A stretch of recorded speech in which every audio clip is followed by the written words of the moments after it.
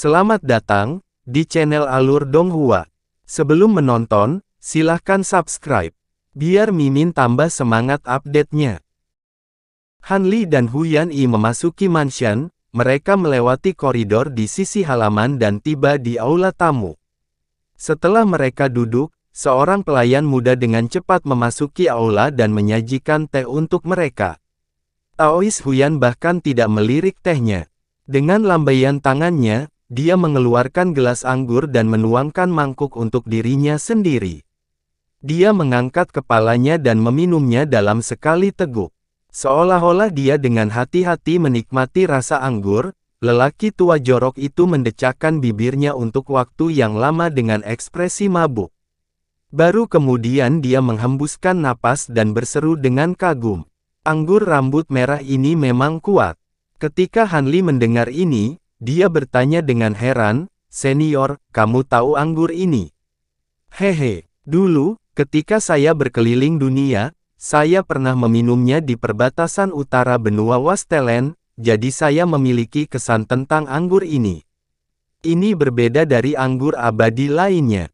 Anggur ini perlu direndam dalam esensi darah dari banyak binatang iblis, dan disegel selama 100 tahun sebelum dapat diminum. Warnanya seperti darah dan kekuatannya tirani. Manusia secara alami tidak bisa meminumnya. Bahkan kultivator di bawah tahap transformasi dewa meminumnya sama saja dengan mencari kematian. Namun, tidak ada salahnya bagi yang abadi. Daois Huyan berbicara dengan semangat. Junior belum pernah melihat pencapaian senior dalam mencicipi anggur. Aku hanya bisa terkagum-kagum, kata Han Li dengan senyum tipis. Pria tua jorok itu menepuk toples anggur di atas meja dan berkata sambil tersenyum, "Berhentilah menyanjungku. Jika kamu memiliki sesuatu untuk dikatakan, katakan saja. Demi anggur rambut merah ini, aku bisa menyetujui apapun sebagai asalkan tidak berlebihan." Junior pergi ke kebun herbal roh hari ini dan menemukan bahwa tentara Dao yang saya tanam sebelumnya telah bertunas. Namun, kecamba ini sedikit berbeda dari yang tercatat di catatan yang Anda berikan kepada saya, jadi saya datang untuk bertanya kepada senior tentang hal itu, kata Han Li. Oh, apa bedanya? Ketika Taois Huyan mendengar bahwa itu terkait dengan tentara Dao, dia langsung menjadi bersemangat. Tunas prajurit Dao saya memiliki urat emas gelap yang aneh, kata Han Li. Urat macam apa? Bawa saya untuk melihat. Daois Huyan mengangkat alisnya dan langsung bertanya. Junior telah menggambar polanya, silakan lihat. Han Li membalik pergelangan tangannya, mengeluarkan selembar kertas, dan menyerahkannya. Taois Huyan mengambilnya dan melihatnya sejenak. Kemudian, senyum muncul di wajahnya, dan dia berkata, "Nak, kamu mungkin beruntung. Prajurit kacangmu seharusnya sudah bermutasi." Mengapa itu bermutasi? Han Li bingung. Ada banyak faktor yang mempengaruhi mutasi prajurit kacang, seperti sumber air perkebunan, urat bumi, cairan spiritual yang digunakan untuk menyiram prajurit kacang, dan kualitas prajurit kacang itu sendiri. Ini hanya dapat ditentukan berdasarkan situasi tertentu, jelas Taois Huyan. Ketika Han Li mendengar ini, dia menundukkan kepalanya dan merenung. Mungkinkah karena cairan berwarna hijau? Atau apakah itu karena urat api bawah tanah? Namun, jangan terlalu senang terlalu dini. Mutasi prajurit kacang adalah situasi yang tidak terkendali. Mungkin menjadi lebih baik, tetapi juga bisa menjadi lebih buruk. Itu semua tergantung pada keberuntungan. Pendeta Tao Huyan menuangkan semangkuk anggur dan meneguknya sebelum dia menambahkan. Ketika Han Li melihat Pak Tua Huyan minum semangkuk demi semangkuk anggur, dia tahu bahwa kemungkinan besar dia sedang memikirkan sesuatu. Jadi, dia tidak terus mengganggunya. Karena tidak ada yang perlu diperhatikan secara khusus untuk saat ini, jangan khawatir tentang itu untuk saat ini. Terima kasih telah memberi tahu saya tentang ini, senior. Junior akan pergi, kata Han Li sambil membungkuk kepada Taois Huyan. Taois Huyan melambaikan tangannya dan berkata, ayo, ayo. Aku masih ingin minum beberapa cangkir lagi. Han Li tersenyum tak berdaya, lalu berbalik dan pergi. 2 hari kemudian, di ruang rahasia kediaman gua, Han Li mengeluarkan topeng sapi dengan membalik tangannya dan meletakkannya di wajahnya. Dengan kilatan cahaya, pelat formasi biru besar muncul di dinding ruang rahasia.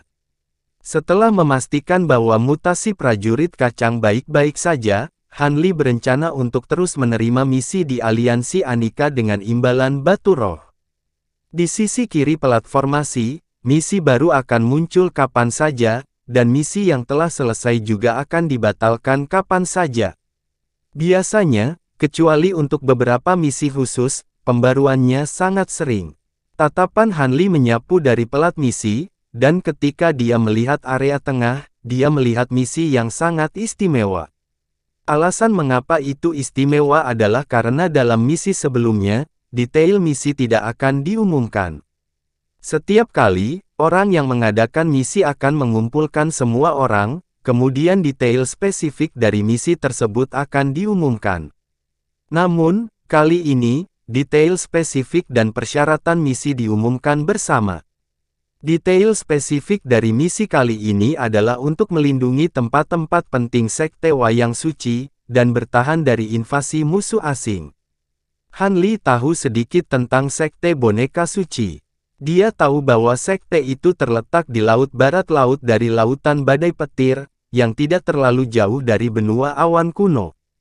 Itu adalah sekte berukuran sedang yang memproduksi dan menjual semua jenis boneka, dan terkenal di wilayah laut terdekat.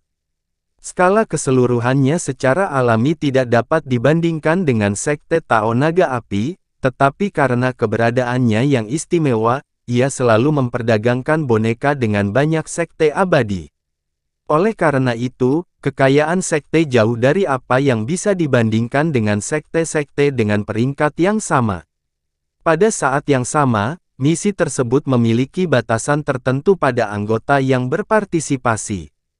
Hanya anggota aliansi Anika yang memiliki topeng hijau ke atas yang memenuhi syarat untuk berpartisipasi dalam misi tersebut.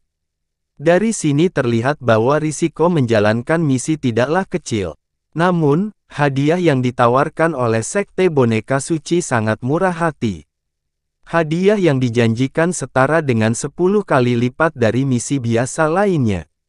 Ketika Han Li, yang sangat membutuhkan batu roh, melihat ini, dia tidak bisa tidak tergoda, dan segera memutuskan untuk menerima misi tersebut.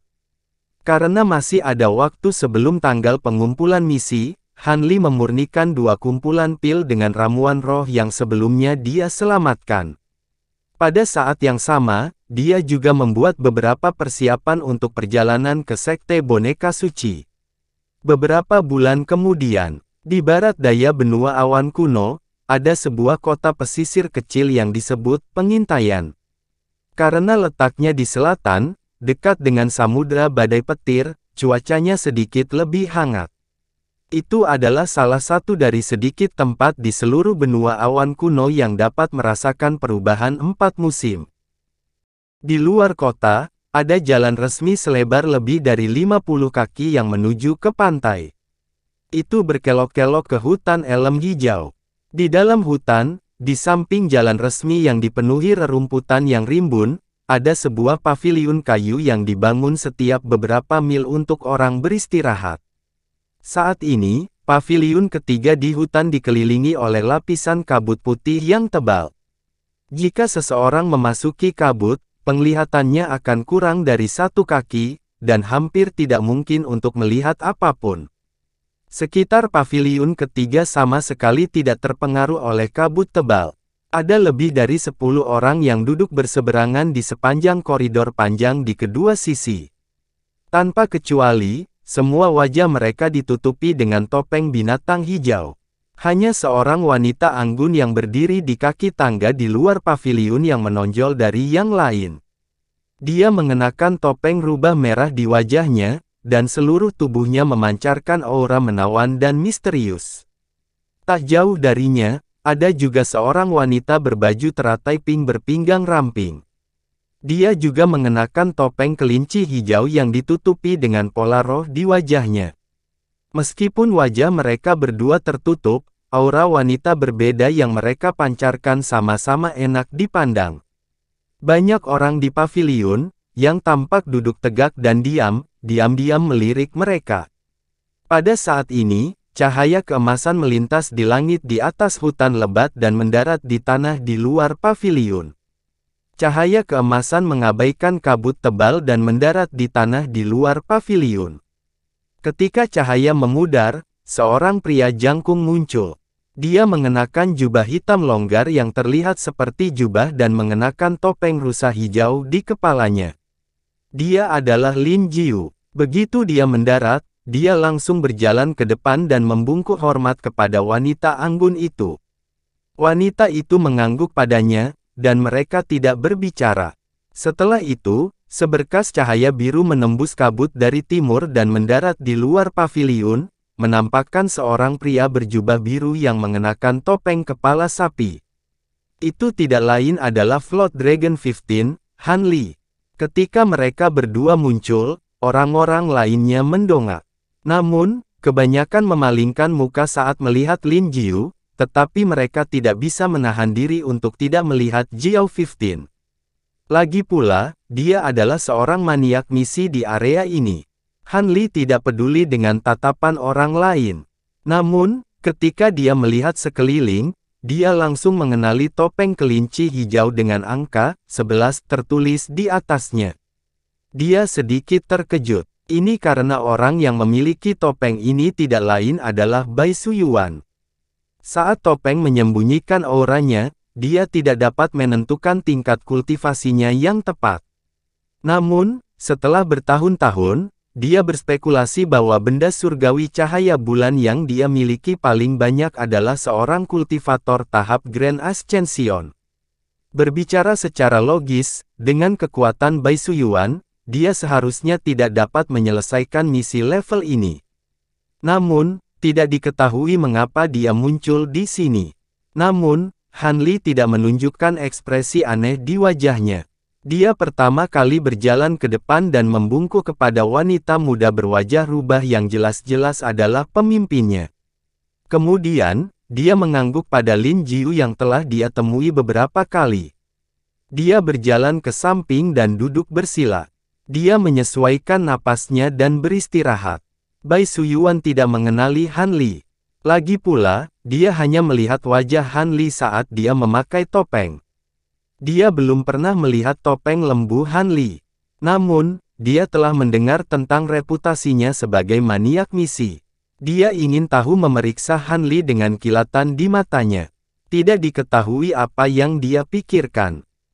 Setelah sekitar 1/4 jam, dua orang lagi tiba satu demi satu. Pada saat ini, Lin San mengamati sekelilingnya dan berkata kepada orang-orang di paviliun. Baiklah, semua orang ada di sini. Jangan buang waktu lagi. Mari menuju ke Sekte Boneka Suci sekarang. Adapun detail misinya, saya akan menjelaskannya di sepanjang jalan. Ketika semua orang mendengar ini, mereka berdiri dan keluar dari paviliun. Han Li menyadari bahwa selain Lin Jiu, ada beberapa anggota lain yang pergi misi bersamanya. Ketika mereka saling memandang, sedikit menganggukkan kepala sebagai bentuk salam. Lin San melambaikan tangannya dan cahaya perak berjatuhan seperti bubuk kristal. Dalam sekejap, perahu roh berbentuk bulan sabit perak melayang di udara. Itu melayang di udara dan memancarkan sinar perak yang menyilaukan. Perahu itu panjangnya sekitar 400 meter, dan permukaannya bertuliskan lingkaran tanda jimat yang misterius dan sulit dipahami.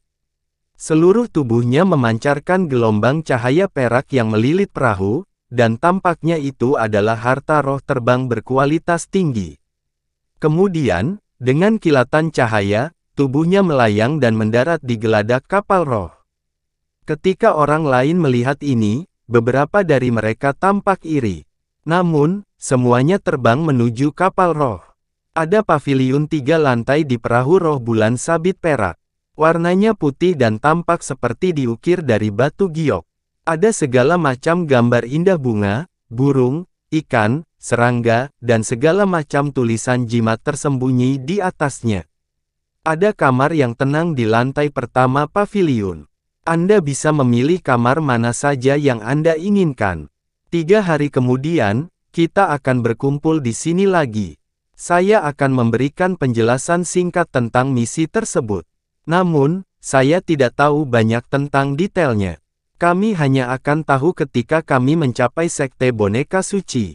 Lin San memberikan instruksi sederhana kepada semua orang sebelum dia melayang ke langit.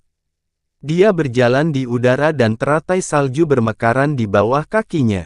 Dia berjalan ke lantai 3 paviliun dan mendorong pintu terbuka. Han Li menatap lantai 3 paviliun dengan ekspresi bingung di wajahnya. Topeng di kepala Lin San juga merah, seperti topeng Jiao San di masa lalu. Di aliansi Anika, itu pasti eksistensi dengan level yang lebih tinggi dari Qian. Meskipun dia tidak dapat mendeteksi aura Lin San, dia merasa bahwa sangat mungkin dia adalah seorang kultivator tahap Dewa Emas. Jika kultivator tahap Dewa Emas memimpin tim, kesulitan misi akan tinggi. Dia harus lebih berhati-hati. Pada saat itu, Lin Jiu yang jangkung berjalan mendekat dan berkata sambil tersenyum. Saya tidak berharap Jiao Xiu menerima misi ini. Anda dan saya ditakdirkan. Hadiahnya terlalu murah hati. Aku tergoda, jawab Han Li sambil tersenyum. Misi ini cukup spesial. Aku yakin kamu sudah menyadarinya, kan? Lin Jiu bertanya. Han Li mengangguk, dan bertanya, apakah kamu mengacu pada misi dan hadiah yang sangat tinggi? Itu benar. Boneka yang diciptakan oleh Sekte Boneka Suci berkualitas tinggi dan memiliki spiritualitas yang tinggi. Mereka dicintai oleh banyak sekte. Oleh karena itu, mereka memiliki hubungan yang baik dengan banyak sekte. Saya mendengar bahwa Master Sekte dari Sekte Lincang dan Master Gunung-Gunung Fujia selalu bersaudara dengan Master Sekte Boneka Suci. Dari apa yang saya tahu, mereka tidak mencari sekte ini untuk bertahan melawan musuh. Sebaliknya, mereka mencari aliansi Anika, kata Lin Jiu dengan santai. Mungkin Sekte Boneka Suci sedang dalam masalah besar, dan sekte kecil ini mungkin tidak memiliki kemampuan untuk menghadapinya. Namun, kita tidak perlu peduli tentang hal-hal ini. Kami hanya mengambil uang seseorang, jadi kami hanya membantu menyingkirkan bencana. Han Li tersenyum dan berkata, itu benar, tidak peduli apa, sekte boneka suci ini sangat kaya. Selama hadiahnya tidak buruk, tidak apa-apa. Baru-baru ini, saya kekurangan batu esensi abadi. Haha, Lin Jiu tertawa. Keduanya sudah saling menebak identitas masing-masing, tapi tak satu pun yang menunjukkannya. Mereka hanya mengobrol santai, bahkan diam-diam tidak menyebutkan badai yang ditimbulkan oleh misi sebelumnya, seolah keduanya tidak pernah menjalankan misi tersebut. Beberapa saat kemudian, kapal roh bulan sabit mulai bergetar sedikit, dan rune di tubuhnya mulai bersinar. Suara siulan tajam terdengar saat terbang keluar dari pantai benua awan kuno, terbang ke arah barat daya. Saat ini, semua orang di perahu roh memasuki lantai pertama paviliun. Mereka masing-masing menemukan ruang yang tenang untuk masuk dan menutup pintu. Segera, Lin Jiu juga kembali ke loteng. Hanya Han Li yang tersisa di geladak. Dia bersandar di pagar dan melihat ke kejauhan. Di laut di bawah, dekat pantai, air laut yang agak keruh menghantam terumbu karang bergerigi yang tampak menyeramkan, mengaduk buih putih yang pekat. Beberapa bulan kemudian, di sudut tenggara benua beku gelap, di laut biru yang dalam, angin laut bertiup, dan ombak melonjak. Di langit biru, kapal roh berbentuk bulan sabit terbang dari jauh. Ada lebih dari 10 orang berdiri di geladak, dan mereka melihat ke depan. Di akhir pandangan, di mana langit dan air bertemu, mereka bisa melihat bayangan abu-abu yang menempel di permukaan laut. Saat kapal roh semakin dekat, bayangan abu-abu mulai membesar, dan akhirnya, penampilan penuhnya terungkap. Itu adalah pulau oval yang sangat besar. Ada bebatuan di seluruh pulau, dan ada pepohonan yang jarang. Dari kejauhan terlihat bangunan-bangunan batu tersebar di seluruh pulau. Di sekitar pulau, ada 7-8 pulau kecil. Mereka seperti penjaga, mengelilingi pulau di tengah. Setelah beberapa saat, kapal roh bulan sabit terbang ke pinggiran pulau. Kapal berhenti dan melayang di udara. Han Li, yang mengenakan jubah hijau, berdiri di sisi kiri kapal roh. Dia bersandar di pagar, dan cahaya biru melonjak di matanya. Dia melihat pulau itu, dan mengangkat alisnya. Seluruh pulau, termasuk 7-8 pulau kecil di sekitarnya, diselimuti oleh lapisan layar cahaya setengah bola yang hampir transparan. Pola seperti gelombang meluncur di atasnya, dan ada gelombang riak yang datang darinya. Di pulau itu, batu-batu besar dipotong dengan rapi, dan ditumpuk menjadi satu dengan cara yang berantakan, tersebar di seluruh pantai. Jika seseorang yang tidak memahami formasi mantra melihat ini, kemungkinan besar mereka akan berpikir bahwa ini adalah tembok pertahanan yang tidak dibangun dengan cara yang tepat. Namun, Han Li tahu bahwa bebatuan besar ini adalah dasar dari formasi besar pulau itu, dan pulau-pulau di sekitarnya adalah poros penting dari formasi tersebut. Dia mengalihkan pandangannya ke bawah dan fokus pada pulau yang paling dekat dengannya sejenak. Dia melihat bahwa itu dikelilingi oleh bangunan berbentuk pagoda bundar di tengah pulau. Ada jalan luas yang dibangun di atasnya, dan mereka terhubung satu sama lain untuk membentuk satu kesatuan. Kebetulan itu adalah diagram formasi. Pada saat ini, di pulau di bawah, terdengar suara mendengung yang keras, dan bergetar hebat. Melihat ini, semua orang di kapal roh memancarkan sedikit kewaspadaan di mata mereka. Mereka melihat ke bawah dan melihat bahwa air laut di sekitar pulau itu mendidih, dan gelombang besar setinggi puluhan meter melonjak. Ekspresi Han Li tidak berubah. Ia melihat air laut yang semula jernih menjadi keruh akibat guncangan ini. Dia melihat bahwa pulau di bawah terbelah menjadi celah rapi selebar beberapa meter, dan terus meluas. Seluruh pulau itu seperti kotak 8 harta yang perlahan terbuka. Dengan suara gemuruh, banyak area besar di pulau itu perlahan-lahan terangkat dari tanah, dan mereka melayang di udara. Mereka bergerak sedikit ke samping, memperlihatkan area di bawah. Seluruh area pulau segera meluas, dan bahkan area yang melayang di udara menjadi 3 lapisan. Berbeda dengan lapisan atas yang tandus coklat keabu-abuan, 2 lapisan bawah berwarna hijau, dan lingkungannya jauh lebih indah. Ada pepohonan di sekelilingnya, dan sungai mengalir melewatinya. Bahkan ada yang mengalir dari lapisan kedua ke lapisan pertama, membentuk air terjun yang jatuh vertikal di udara. Tampaknya memiliki daya tarik yang unik untuk itu. Meskipun orang-orang di kapal roh bukanlah orang biasa, ketika mereka melihat pemandangan ini, mereka tidak bisa menahan ekspresi terkejut. Jelas sekali mereka kagum dengan tata letak mekanisme di pulau itu. Saat ini, terdengar sedikit suara di langit di atas pulau. Lapisan susunan pelindung pulau itu menyala, dan ada celah di tengah yang memungkinkan kapal roh melewatinya. Kapal roh bulan sabit melewati barisan dan perlahan-lahan mendarat di alun-alun batu putih di lapisan pertama pulau. Setelah semua orang turun dari kapal, Lin San melambaikan tangannya dan menjaga kapal roh itu.